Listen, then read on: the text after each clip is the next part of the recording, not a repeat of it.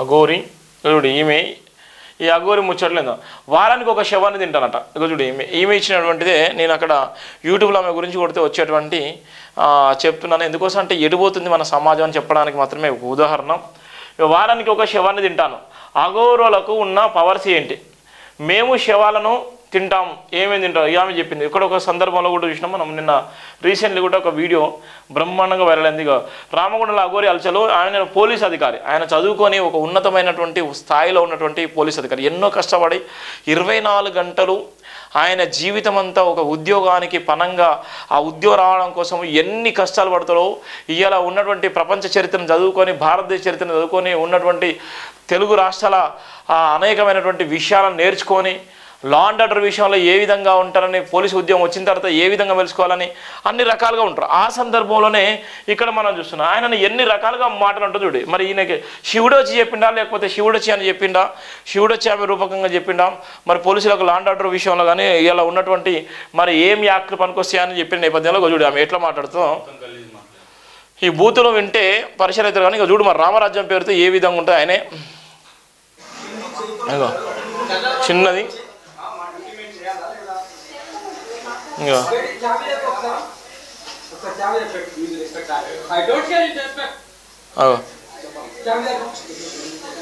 చాకు వాళ్ళు పోలీసు వాళ్ళు పాపం వాళ్ళ డ్యూటీ వాళ్ళు చేస్తున్నారు. ఏం దోపిడి అన్నట్టు రామరాజ్యం పేరుతో వాళ్ళు, అఘోరుల పేరుతో వీళ్ళు, ఎల్లమ్మ టెంపుల్ అని వాళ్ళు, మల్లమ్మ టెంపుల్ అని వీళ్ళు, వాళ్ళ నిజంగా శివశక్తి భక్తులు అనే వీళ్ళు. అంటే జనాన్ని ఎంత మోసం చేస్తున్నారు. నమ్మకాన్ని ఉన్నటువంటి దేవుళ్ళ మీద ఉన్నటువంటి నమ్మకం. నాకు దేవుళ్ళు అంటే చాలా నమ్మకం. దేవుళ్ళను మనం కొలుసుకోవాలి. ఏ మతమైనా ఏ కులమైనా ఎవరైనా వాళ్ళు ఆ దేవుడు నిజ జీవితంలో ఉన్నటువంటి వాళ్ళందరినీ కూడా కొలుసుకొని వాళ్ళందరినీ కూడా ఆరాధించేటువంటి సందర్భం ఉంటుంది. కానీ దోపిడీ వ్యవస్థ ఎందుకోసం చేస్తున్నారు? ఇవాళ మేలు చేయవలసిన వాళ్ళు కీడేం చేస్తున్నారు? నువ్వు మంచి చేయకపోయినా పర్లేదు కానీ కీడు చేసేటువంటి పరిస్థితి ఎందుకు తీసుకొస్తున్నారు? ఇవాళ దేవుళ్ళ పేరుతో మీరు చేసేటువంటి అరాచకాలు ఎవరికి అది మూలము?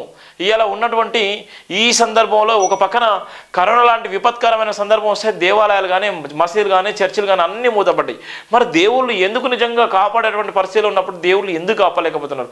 వీళ్ళ రూపంలో నిజంగా మాకు శివుడు వచ్చిన ఒకళ్ళు, మాకు ఎల్లమ్మ తల్లి వచ్చిందని ఒకళ్ళు, మల్లమ్మ తల్లి వచ్చిన వాళ్ళు, మాకు ఇంకా వేరే దేవుళ్ళు అందరూ మాలో విలీనమైపోయిళ్ళు, మాలో ప్రవహిస్తున్నారని చెప్పడానికి గల కారణాలు ఏమున్నాయి?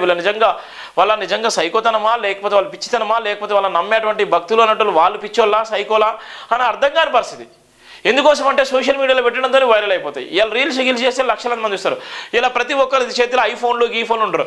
వాళ్ళు ఏంటంటే సెల్ ఫోన్ పట్టుకొని ఏం చూస్తారంటే రీల్ చూడడం వల్ల వాళ్ళకు ఒక ఎంటర్టైన్మెంట్ అయిపోతుంది. ఇలా వల్ల నిజంగా జాబ్స్ ఉన్నాయా, జాబ్స్ గురించి ఆలోచించేటువంటి పరిస్థితి లేదు. ఇలా కుటుంబ నేపథ్యం గురించి ఆలోచించే నేపథ్యం లేదు.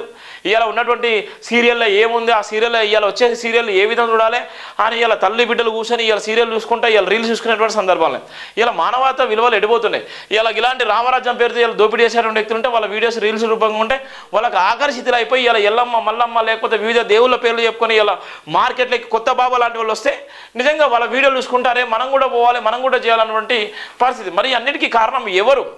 ఇలా లా అండ్ ఆర్డర్స్ ఉన్నాయి. ఇలా పోలీసు వ్యవస్థ ఎంత బలంగా ఉంది. ఇలా పోలీసులు నమ్మలేనటువంటి పరిస్థితి ఉంటుంది. ఐఏఎస్ ఐపీఎస్ అంటలో ఇలా దేశంలోని అత్యున్నతమైనటువంటి చదువుకొని ఇలా వాళ్ళు కూడా అనేక సందర్భాల్లో మోసపోతుంటారు. ఇలా బాబాలు 10th క్లాస్ చదివినటువంటి బాబాలు 10th కూడా ఫాస్ట్ కాలటువంటి అనేక మంది బాబాలు ఇలా బాబాల రూపకంగా ఇలా వాళ్ళకి ఇలా ఐఏఎస్ ఐపీఎస్లు కేంద్ర మంత్రులు సీఎంలు పిఎంలు పోయి వాళ్ళ దగ్గర పోయి వాళ్ళ ప్రాధాన్యవందన చేసి ఇలా వాళ్ళ దగ్గర నుంచి లబ్ధి పొందేటువంటి నేపథ్యం ఉంటుంది. మరి ఏమొస్తుందో అర్థం కాని పరిస్థితి. నిజమైన దేవుళ్ళు ఉంటే ఈ అన్న ఎందుకు పుట్టుకొస్తాయి? అందుకోసమే ఇలా ఉన్నటువంటి నేపథ్యం. ఇలా చూడు ఎట్లా మాట్లాడుతున్నారో ఇక ఈ అఘోరి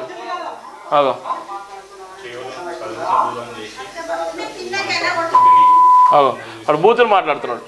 ఈయన అఘోరి, ఈయన లేడీ అఘోరి, ఆయన మొగ ఆయన ఎట్లా బూతులు మాట్లాడుతున్నాడు వీడియోస్ కూడా మీకు చూడదు. అంటే ఇవన్నీ ఎంత దారుణం చూడండి. ఒక పాపం ఈ పెద్ద ఆయన ఎందుకు నీ అన్ని ఈ పెద్ద ఆయన చూడు పాపం ఎంత దారుణం చేస్తున్నాం. ఇగో ఆయన కొడుతున్నాడు చూడు ఎట్లా పోతుందో.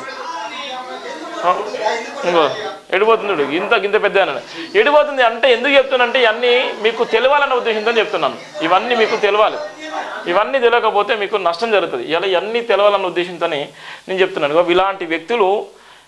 ఇలాంటి వ్యక్తులు ఈ విధంగా చేసినప్పుడు మనం ఆకర్షితులైపోయి మంచిని నమ్ముకోలేక చెడుకు ఆకర్షితులైపోయి ఏది చెడు వ్యాసన కలవబడి వాళ్ళ జీవితాలను తృణప్రాయంగా వదిలేసుకుంటున్నారు. అందువల్ల చాలామంది ఇలా ఆగమైపోయేటువంటి నేపథ్యం. ఇలా మనలాగా మిగతా వాళ్ళు చెప్పరు. ఎందుకంటే వాళ్ళందరూ ఎంతమంది సబ్స్క్రైబర్ కావాలి, ఏ విధంగా చేసుకోవాలి, ఏ విధంగా మీరు డబ్బులు సంపాదించాలని ఉంటారు. మాకు డబ్బులు సంపాదించాలన్న లక్ష్యం మాకు లేదు. ఎందుకంటే నిజాలు నిర్భయంగా ఇవాళ తప్పును తప్పు అనే విధంగా, ఒప్పును ఒప్పు అనే విధంగా, మంచి మంచి అంటాం, చెడును చెడు అనేటువంటి దమ్మున్న ఏకైక టీవీ ఛానల్ జేబీఎం నినాదంతో ఉన్నటువంటి జేబీఎం టీవీ. అందుకోసమే నేను ఈ విధంగా చెప్తున్నాను. ఇవాళ చాలామంది క్రైస్తవులు కూడా మోసం చేస్తారు. చాలామంది క్రైస్తవులు కూడా లైంగిక వేధింపులకు గురిస్తారు. చాలామంది ఏదైతే హిందూ మతంలో ఉన్నటువంటి చాలామంది కూడా లైంగిక వేధింపులకు గురి చేస్తారు. ఇవాళ అనేక రకాలుగా ఉన్నటువంటి ముస్లింలకు సంబంధించినటువంటి ఏదైతే వాళ్ళు లైంగిక వేధింపులు ఎక్కడ పోయినా రక్షణ లేనటువంటి నేపథ్యం ఉంది. రామరాజ్యం స్థాపిస్తే అక్కడ అతి దారుణంగా రేప్ చేసినటువంటి సందర్భాలున్నాయి అయోధ్యలో. ఇవన్నీ ఎందుకు చెప్తున్నానంటే వీళ్ళందరికీ నిజంగా దేవుడు నిజంగా కనిపిస్తున్నాడా, లేకపోతే దేవుడు వాళ్ళు బట్టి చదవడం వల్ల నిజంగా వాళ్ళ మైండ్లోకి వెళ్ళిపోయిందా అనేటువంటి సందర్భంలో ఈ వార్తను చెప్పేటువంటి ప్రయత్నిస్తున్నారు. దీనికి అందరూ కూడా మోసపోయి ఈ అందరూ కూడా మళ్ళీ ఇంకా కొత్త నాటుకొచ్చింది. ఇది బీజేపీ ఆడుతున్నటువంటి డ్రామాలో భాగం కూడా ఇది ఒక నేపథ్యం అని చెప్తున్నారు. దీనికి సంబంధించిన రామరాజ్యం పేరుతో వీరరాఘవరెడ్డి దోపిడీకి సంబంధించిన ప్రధాన వార్త కూడా విషయం దానికి సంబంధించిన సంచలనంగా మారింది. మరి ఈయన ప్లేస్లో నిజంగా ఏవో దళిత బిడ్డనో లేకపోతే వేరే బిడ్డ ఉంటే ఈ పాటికి ఎప్పుడో మనం ఎన్కౌంటర్ చేయాలని చెప్పు రోడ్ల మీదకి వచ్చి ఎన్కౌంటర్ చేయాలి అని ఆయన లబ్ధి పొందడం కోసం ఇదే చెప్పు. మరి ఎందుకు ఈయన ఓన్లీ అరెస్ట్ చేసి కానీ ఎన్కౌంటర్ చేయాలని ఎవరు కూడా చెప్పట్లేదు. ఎందుకంటే ఆయన రెడ్డి కాబట్టి వీర రాఘవరెడ్డి అని పేరు పెట్టుకుని అంటే ఆయన అర్థం అన్నట్టు నేపథ్యం ఉంది.